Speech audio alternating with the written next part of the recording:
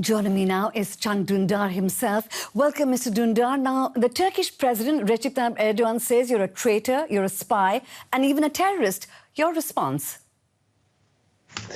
My response is he's a liar.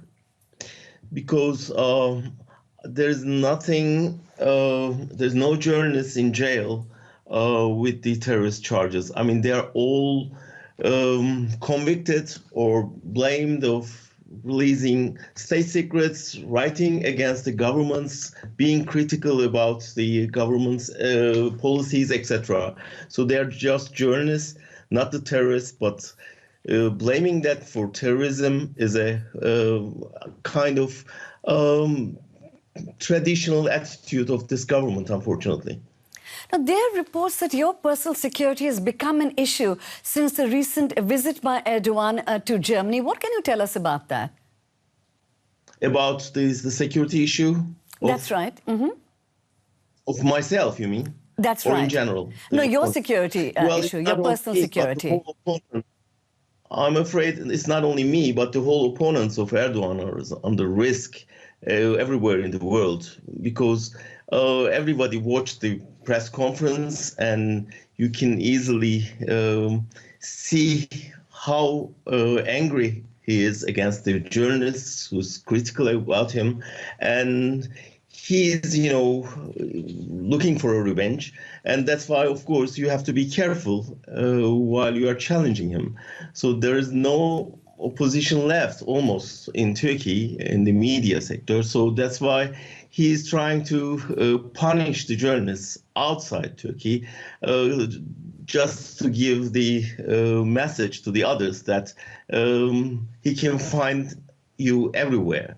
So we are, of course, keep on struggling, but of course we have to be careful about the security issue. But Can Dundar, after what happened at that press conference, do you feel more at risk now? Of course, imagine that one president is coming to a country and blaming a journalist for being a spy or terrorist.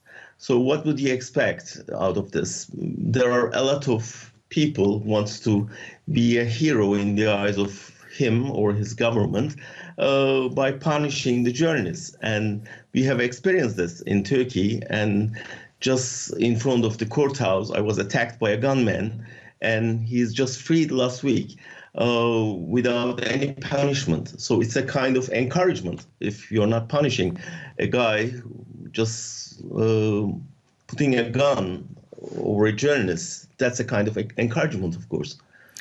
Now, your wife still lives in Turkey. Are you concerned about her safety? Oh, yeah, of course. I mean, she's like a hostage. And without any reason, Erdogan is keeping her in Turkey just to punish me. And of course, as everybody, her life is also under risk. But this is the unlawfulness that we are trying to explain to the world, that there's no rule of law, no justice system in Turkey anymore. And under these circumstances, you can do nothing but struggle. Now, you're living here in exile in Germany. Do you think the German government is dealing with the increasingly authoritarian Erdogan regime in the right way? Was it, for example, right to offer him a state visit recently? As you know, I mean, from the beginning, I've been criticizing the German government being not enough, doing not enough and saying not enough against Turkey. But during this visit, I guess they were much more vocal about the injustice system and the aggression of the Turkish government.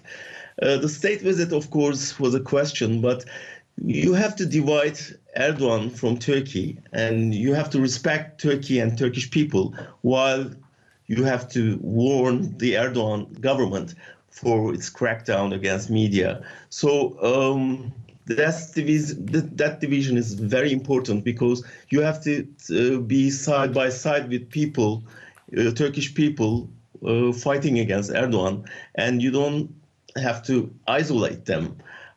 This is a very difficult balance to build up, but I guess this state visit idea was a respect to Turkish people and to, in general, Turkish nation. But at the same time, they were brave enough to give the right messages to Erdogan. Now, you drew attention to many journalists in Turkey who are still incarcerated, who are in jail. How difficult is it for press freedom in the country? Are you in contact with some of your former colleagues? Of course, they are putting their lives in risk while they're writing or talking.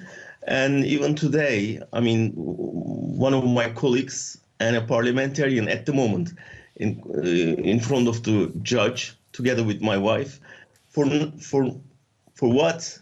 For a story we published in a newspaper, which was a true story. Nobody denied it. And we were accused of being helpful to the terrorist organization.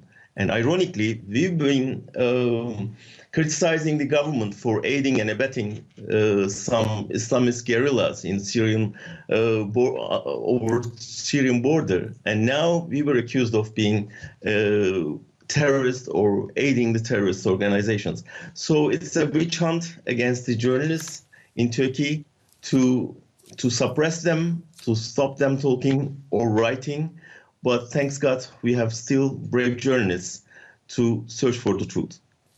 Right. Can Dundar, thank you very much for sharing your thoughts with DW. Thank you.